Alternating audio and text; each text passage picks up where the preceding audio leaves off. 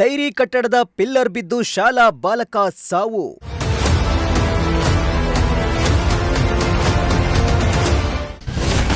ಆಟವಾಡುತ್ತಿದ್ದಾಗಲೇ ಬಿದ್ದ ಪಿಲ್ಲರ್, ಬಾಲಕನ ತಲೆ ಛಿದ್ರ.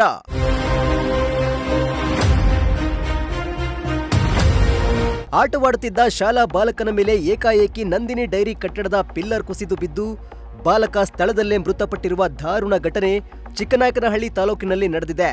ಇನ್ನು ಪಿಲ್ಲರ್ ಕುಸಿತದಿಂದ ಬಾಲಕನ ತಲೆ 2 ಹೋಳಾಗಿದ್ದು ಕುಟುಂಬಸ್ಥರ ಆಕ್ರಂದನ ಮುಗಿಲು ಮುಟ್ಟಿದೆ. ಮೃತ ಬಾಲಕನನ್ನ ಧನುಷ್ ಎಂದು ಗುರುತಿಸಲಾಗಿದೆ.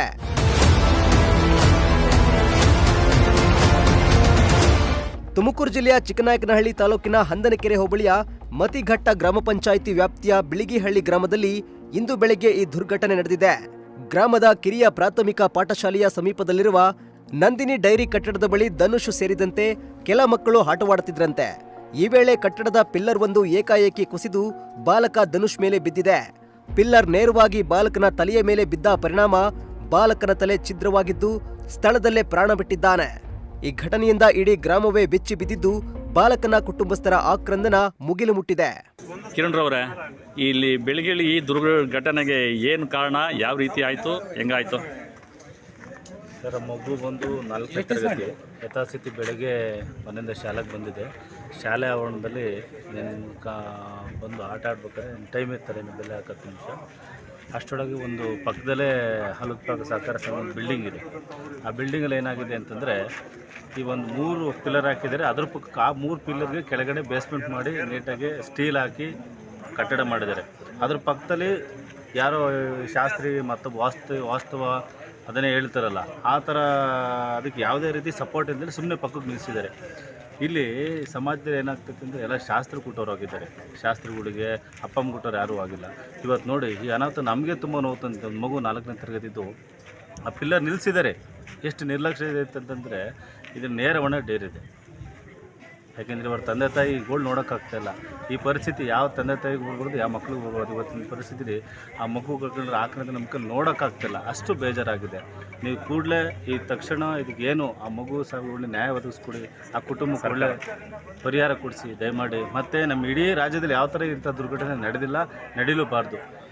ಯಾರು ಬಿಲ್ಡಿಂಗ್ ಕನ್ಸ್ಟ್ರಕ್ಟ್ ಮಾಡಿದ್ರು ಆ ಕಾಂಟ್ರಾಕ್ಟರ್ನ ಕರೆದು ಅವನಿಗೆ ತಕ್ಷಣ ಶಿಕ್ಷೆ ಹಾಕಬೇಕು, ಕುಟುಂಬಕ್ಕೆ ನ್ಯಾಯ ಒದಗಿಸ್ಬೇಕು ಅಂತ ನಾನು ಕೇಳ್ತೀನಿ. ಸರ್ಕಾರಕ್ಕೆ ಆಗ್ರಹ ಮಾಡಿ. ಸರ್ಕಾರಕ್ಕೆ ಖಂಡಿತವಾಗ್ಲೂ ಸರ್ಕಾರಕ್ಕೆ ಕೂಡಲೇ ಇಲ್ಲಿ ಬಂದಿರೋ ತಹಶೀಲ್ದಾರ್ ಇರ್ಬೋದು, ಸಬ್ ಇನ್ಸ್ಪೆಕ್ಟರ್ ಇರ್ಬೋದು, ಸಬ್ ಇನ್ಸ್ಪೆಕ್ಟರ್ ಇರ್ಬೋದು, ಆಗ ಕೂಡ ನಮ್ಮ ಮಾಜಿ ಸಚಿವರು ಕೂಡ ಕೂಡ ಅದನ್ನೇ ಹೇಳಿದ್ದಾರೆ. ಬಂದು ಆ ಸರ್ಕಾರಕ್ಕೆ ಏನು ಅವ್ರಿಗೆ ಆ ಕುಟುಂಬಕ್ಕೆ ಇರ್ಬೋದು ನ್ಯಾಯ ಒದಗಿಸೋ ರೀತಿಯಲ್ಲಿ ಎಲ್ಲ ರೀತಿ ಯಶಸ್ವಿಯಾಗಿ DC ಬರಬೇಕಾಯ್ತಾ? DC ಸ್ಥಳಕ್ಕೆ ಬರಬೇಕಿತ್ತು. DC ಬರ್ತಾರೆ. ಯಾವುದೋ ಇದಕ್ಕೆ ಬರ ನಿರ್ವಹಣೆಗೆ ಹೋಗಿದ್ದೀನಿ, ಅಲ್ಲಿ ಹೋಗಿದ್ದೀನಿ. DC ಇರ್ಬೋದು, DDP ಇರ್ಬೋದು. DDPನೂ ಬಂದಿಲ್ಲ. ಬೆಳಗ್ಗೆ 9:30 10 ಗಂಟೆಯಿಂದ ಕಾಯ್ತಿದ್ದೀವಿ. BO ಬಂದಿದ್ದಾರೆ. ಸಚಿವರ ಗಮನಕ್ಕೆ ಅವ್ರಿಗೂ ಬಂದಿಲ್ಲ. ಫೋನ್ ಮಾಡಿದ್ದಾರೆ, ನೋಡೋಣ ಬರ್ತೀನಿ ಅಂತ ಹೇಳಿದ್ದಾರೆ ಅಷ್ಟೇ. ಎಲ್ಲ ನೆಗ್ಲಿಜೆನ್ಸಿ. ಪಟ್ಟಣದಲ್ಲಿ ನಡೆದಿರೋ ಘಟನೆ, ಒಂದು ಮಗು ಬುರುಡೆ ಹೊಡ್ಕೊಂಡು ಪ್ರಾಣ ಬಿಟ್ಟಿದೆ. ಇದ್ರ ಬಗ್ಗೆ ನೀವು MD ಆದರೂ ಏನು ಹೇಳ್ತೀರಾ?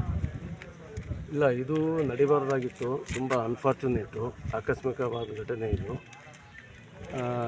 ಇದು ಕಟ್ಟಡ ಸುಮಾರು 7-8 ವರ್ಷದ ಹಿಂದೆ ಕಟ್ಟಿರೋದು. ಅದೇನೋ ವಾಸ್ತು ಪ್ರಕಾರ ಅಂತ ಹೇಳಿಬಿಟ್ಟು ಇಲ್ಲಿ ಬಂದ ಮೇಲೆ ಕೇಳ್ಪಟ್ಟಿರೋದು ನಾನು. ವಾಸ್ತು ಪ್ರಕಾರ 4 ಕಂಬಗಳು ಇರಬೇಕು ಅಂಥೇಳಿ 3 ಕಂಬಕ್ಕೆ ಸ್ಟೀಲ್ ಹಾಕಿ ಇನ್ನೊಂದು ಕಂಬಕ್ಕೆ ಸ್ಟೀಲ್ ಹಾಕದೇ ಇದ್ದು ಕಟ್ಟಿರೋದು. ತುಂಬ ಅಕ್ಷಮ್ಯ ಅದು. ಏನು ಇದು ಸಂಘ ಏನಿದೆ, ಸಂಘದ ಇದು ನೋಡ್ಕೋಬೇಕಾಗಿತ್ತು, ಅಥವಾ ಕಂಡಿಲ್ಲ, ಗೊತ್ತೂ ಆಗಿರಲಿಕ್ಕಿಲ್ಲ. ಇದು ಆಕಸ್ಮಿಕದಲ್ಲಿ ತುಂಬ ಅಪರೂಪದ ಘಟನೆ ಇದು ಹೇಳ್ಬೋದು, ನನ್ನ ಅಬ್ಸರ್ವೇಷನ್ ಪ್ರಕಾರ. ಹಾಗಾಗಿ ಇದಕ್ಕೆ ವಿಷಾದ ವ್ಯಕ್ತಪಡಿಸ್ತೇನೆ.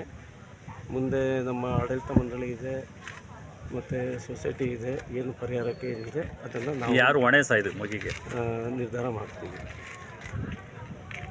ಏನು ಪರಿಹಾರ ನಿಮ್ಮ ಕಡೆಯಿಂದ?